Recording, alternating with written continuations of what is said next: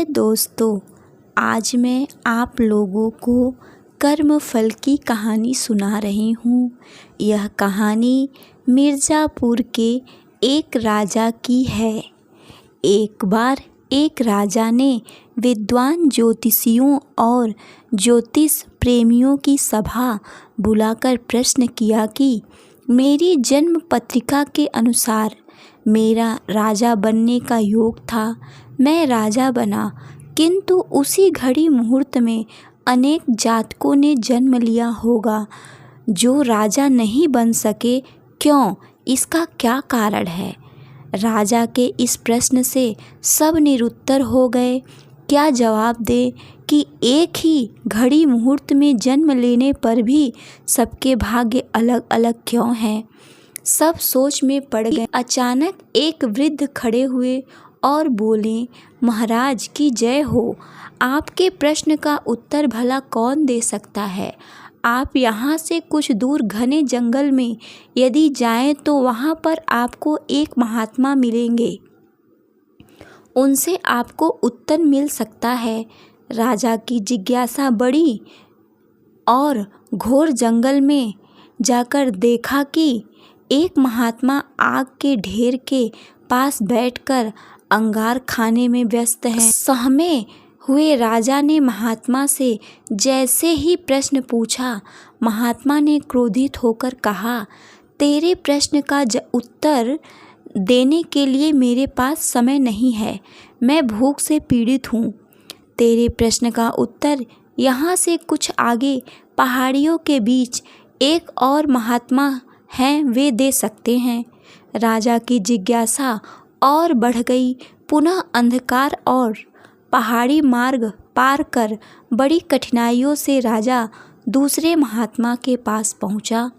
किंतु यह क्या! महात्मा को देखकर राजा हक्का बक्का रह गया।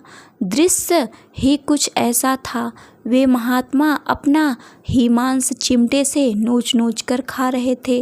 राजा को देखते ही महात्मा ने भी डांटते हुए कहा, मैं भूख से बेचैन हूँ, मेरे पास इतना समय नहीं है। आगे जाओ।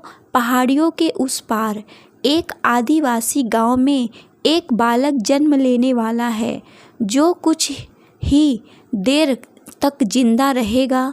सूर्योदय से पूर्व वहां पहुँचो। वहां बालक तेरे प्रश्न का उत्तर दे सकता है। सुनकर राजा बड़ा बेचैन हुआ। बड़ी अजब पहेली बन गया मेरा प्रश्न। उत्सुकता प्रबल थी। कुछ भी हो जाए, यहाँ तक पहुँच चुका हूँ, वहाँ भी जाकर देखता हूँ क्या होता है। राजा पुनः कठिन मार्ग पार कर किसी तरह प्रातः होने तक उस गांव में पहुँचा।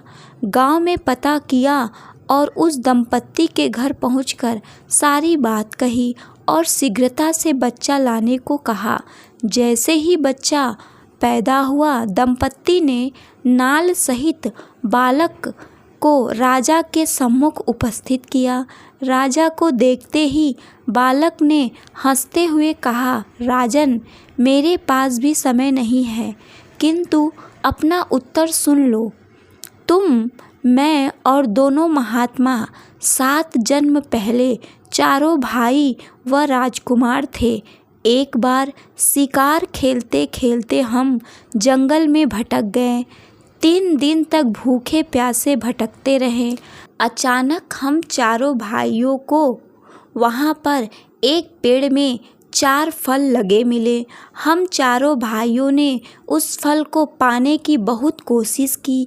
कोशिश करने के बाद हमें वह फल प्राप्त हुआ और अपनी अपनी भूख को शांत करने के लिए वह फल खाने लगे।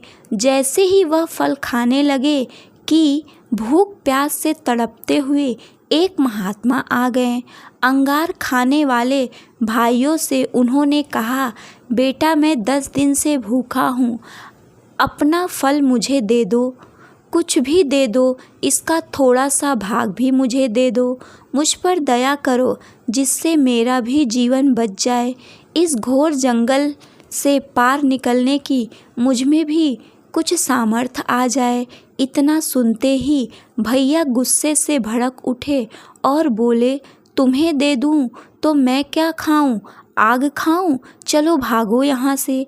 वे महात्मा जी फिर मांस खाने वाले भैया के पास गए, उनसे भी अपनी बात कही, किंतु उन भैया ने भी महात्मा से गुस्से में आकर कहा कि बड़ी मुश्किल से तो ये फल प्राप्त हुआ है, वह भी तुम्हें दे दूं तो मैं क्या अपना मांस नोच कर खाऊंगा? भूख से लाचार वे महात्मा मेरे पास भी आए, मुझसे भी फल मांगे तथा दया करने को कहा, किंतु मैंने भी भूख में धैर्य खोकर कहा कि यदि मैं यह फल आपको दे दूंगा तो मैं क्या खाऊंगा? मैं भूखा मरूं? चलो चलो आगे बढ़ो।